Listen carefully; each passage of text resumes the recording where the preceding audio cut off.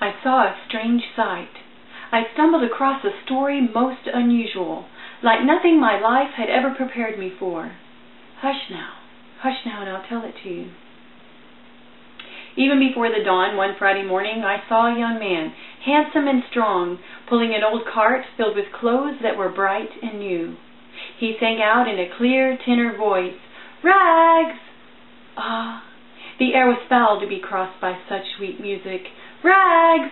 Give me your old rags! Rags! I'll take your tired rags! Rags!" Now this is a wonder, I thought to myself, for the man, you see, he stood at least 6 foot and 4 inches, and his arms were hard and muscular like tree limbs, and his eyes flashed intelligence. Could he find no better job than this, to be a ragman in the inner city? I began to follow that man, and soon he came upon a woman sitting on her back porch. She was crying, weeping, sobbing uncontrollably into her handkerchief. Her shoulders were shaking, and it seemed as if her heart would break. Quickly the ragman walked up to her. "Give me your rags," he said to her gently, "and I'll give you mine." There was such quiet authority in his voice, and as the woman began to obey, he slipped across her palm a linen cloth so clean and new that it shined. And the woman, she just blinked from the gift to the giver. And then he did a strange thing, the ragman. He took that woman's stained and snotty handkerchief and he put it to his own cheek, and he began to cry and to sob as grievously as she had done. His shoulders shook, and I just knew that his heart was breaking. But the woman, she was left behind without a tear. I didn't understand this, and I continued to follow the ragman until he came upon a little girl whose head was wrapped in a bandage, and blood from the wound soaked that bandage, and a single line of it ran down her cheek. That tall, strong ragman, he walked up to the child, and he said, "Give me your rags, and I'll give you mine." Now the child's eyes were hollow and empty, as she could only stare at the ragman as he began to take the bandage off her head. And I gasped at what I saw, for as he removed the bandage, the wound went with it, and he placed it on his own head, where it ran a darker, more substantial blood, his own. And he placed the bonnet on the child's head, and left her behind without so much as a scar. I couldn't understand this, but I was going to follow that ragman. My curiosity drove me as a child who cannot wait to solve a mystery. Then he came upon a man leaning against a telephone pole. "Aren't you going to work?" he said to the man. No, the man shook his head that he wasn't. "Don't you have a job?" he asked the man. "Are you crazy?" sneered the man, and he pulled away from the pole to reveal the right sleeve of his jacket. It was flat and stuffed in his pocket. He had no arm. "So," said the ragman, "give me your jacket, and I'll give you mine." And the man began to obey. And I was taken back by what I saw. For as the ragman began to remove his jacket, his arm went with it. And when the other placed it on, he had 2 good arms, strong and muscular like tree limbs.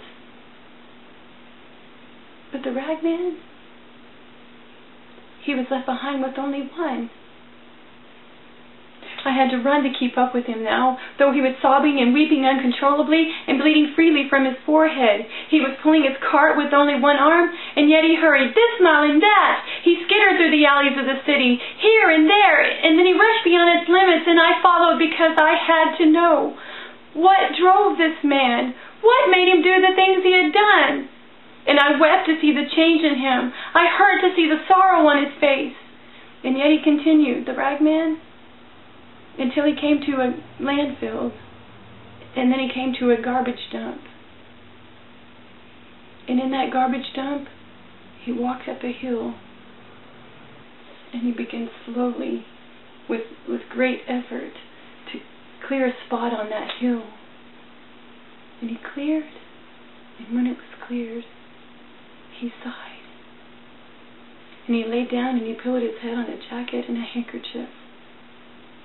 and he covered himself with an old army blanket. And he died. He died! Why? Why did he do it?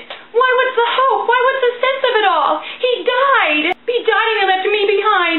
I didn't understand. I threw myself in a junk car and I wailed and I mourned and I cried. And I cried. I didn't know how long. How could I know? But I slept through Friday night and Saturday and it's night too. And then on Sunday morning, I was awakened by a violent light. Pure, hard, demanding light slammed against my sour face. And I blinked and I looked before me and I saw the last but the first wonder of all. There was the Ragman. He was folding his blanket and placing it in his cart. He was alive. He was alive. And all the clothes and rags that he had gathered shined for newness. And there wasn't even a scar or a spot to show the aches that had been on his face. There was no sorrow. He was alive. I didn't understand. I didn't understand how it could possibly be. But on legs that trembled so that they would hardly support me, I walked up to that Ragman and I spoke my name in shame. And I said to him with a voice that shook, "Please, please make me new." And he did. My Lord, he dressed me. He put new rags on my body, and I'm a wonder beside him now. The Ragman. The Ragman. The Christ.